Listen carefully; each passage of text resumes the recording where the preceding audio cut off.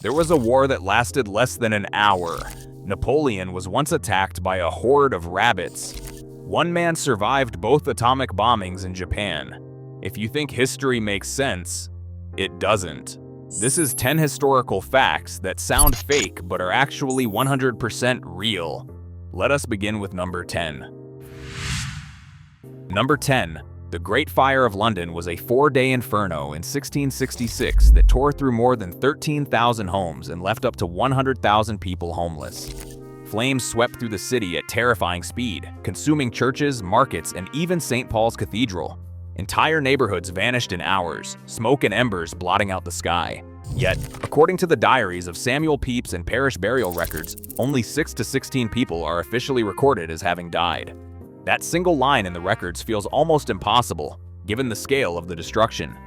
Eyewitnesses described chaos and desperate flight, but the vast majority managed to escape thanks to late-night evacuations, the layout of the streets, and the fact that the fire spread more by timber and wind than by sudden explosions. In other words, many lived, and many more survived by sheer luck and quick action. The sources are clear and documented.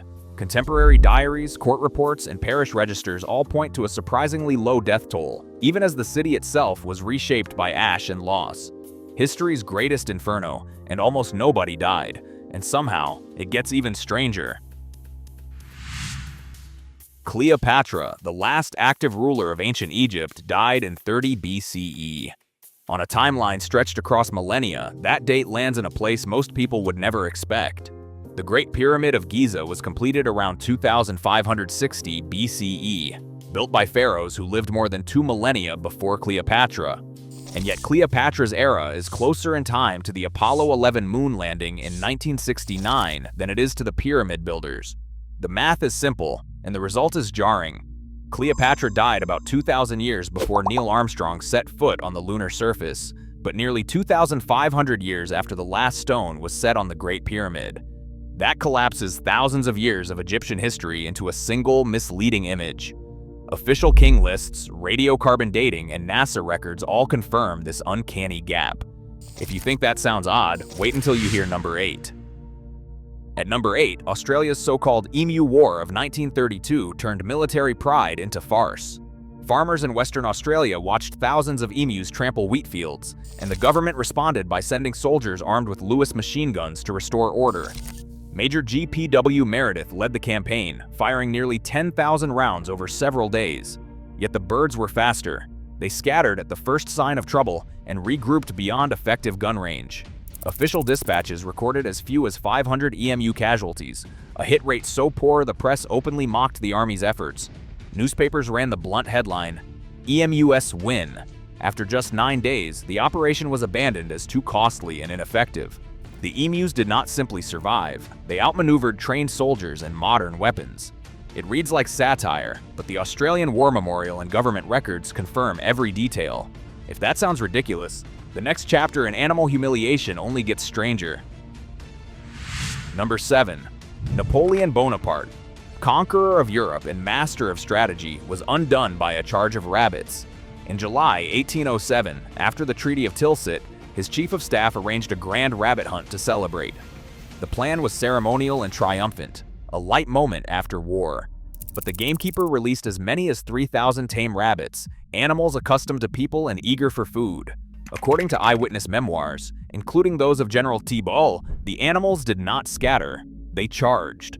Rabbits swarmed Napoleon's boots, climbed his legs, and crowded him and his guards until the party fell back to their carriages in retreat. The emperor who outmaneuvered armies was overwhelmed by hungry rabbits, a scene so absurd it reads like a fable. Yet the memoirs are clear and contemporary accounts confirm it. The conqueror of conquerors was bested on the field by a tidal wave of rabbits. And if that sounds ridiculous, the next leader's battle is even more surreal. Number 6.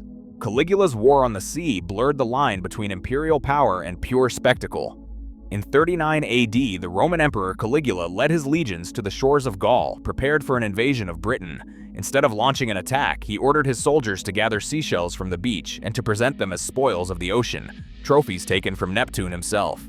Ancient historians Suetonius and Cassius Dio record bewildered troops combing the sand, shoveling shells into their tunics while the emperor looked on. Coins and other imagery from the era show Neptune, which points to a deliberate, theatrical message behind the act. On its face, this sounds absurd, almost farcical. Legions that had marched for conquest returned with handfuls of shells. Some see a calculated display of absolute authority, a symbolic ritual to intimidate or to entertain. Others read it as a sign of imperial instability. Either way, the episode is attested in Roman texts, and it was recorded by contemporaries and later chroniclers. Madness in motion. If you think that is bizarre, wait until you hear this. Number 5. Strasbourg became the stage for one of history's most unsettling mysteries, the Dancing Plague of 1518.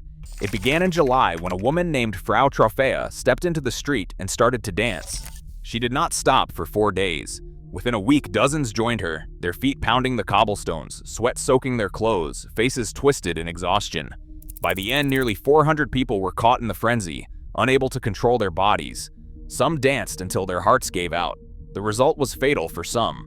Chroniclers and city officials recorded the deaths, with estimates ranging from a handful to as many as 100.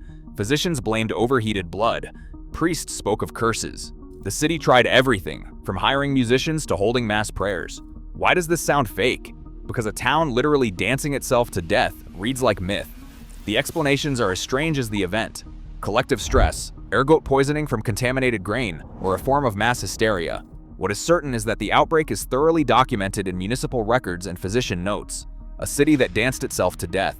History does not get much darker, and somehow it gets even stranger. The next story plunges even deeper into the impossible. Number 4. The shortest war in history, and it lasted less than an hour. A dramatic setup. On August 27, 1896, the death of the Sultan of Zanzibar ignited a sudden power struggle. The British preferred one successor, a rival claimed the throne, and the morning arrived with an ultimatum. At 9 o'clock in the morning, British warships in the harbor opened fire. Nearly 900 shells struck the palace and nearby defenses.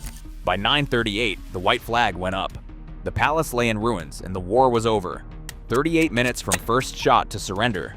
What happened, in short, was overwhelming naval power meeting a badly prepared opponent. It sounds absurd because we expect wars to be long, grinding affairs.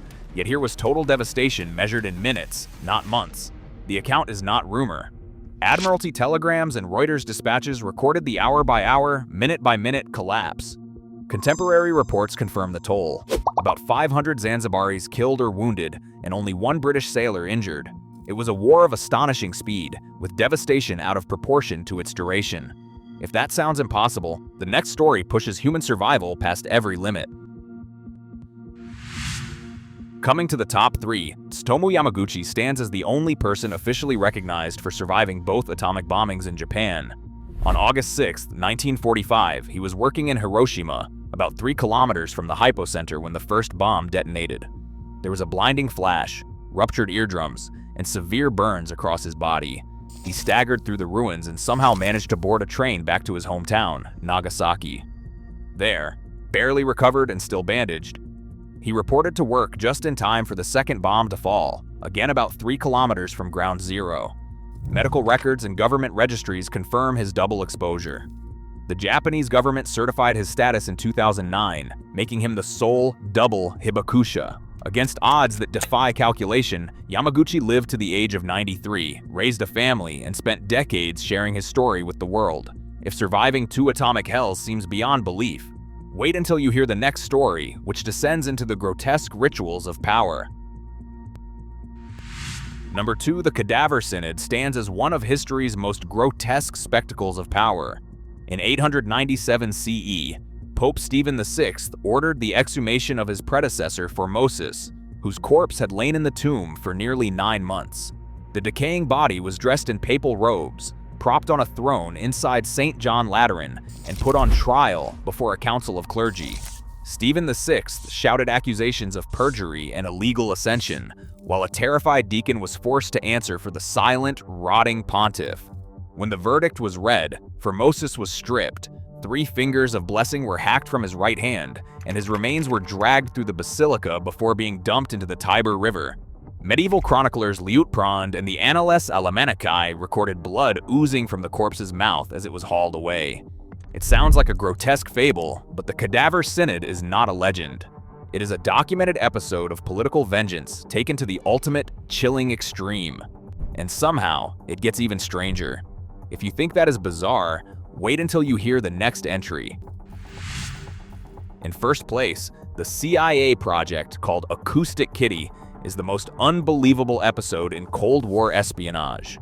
In the 1960s, American intelligence spent nearly $20 million trying to turn a real cat into a mobile listening device.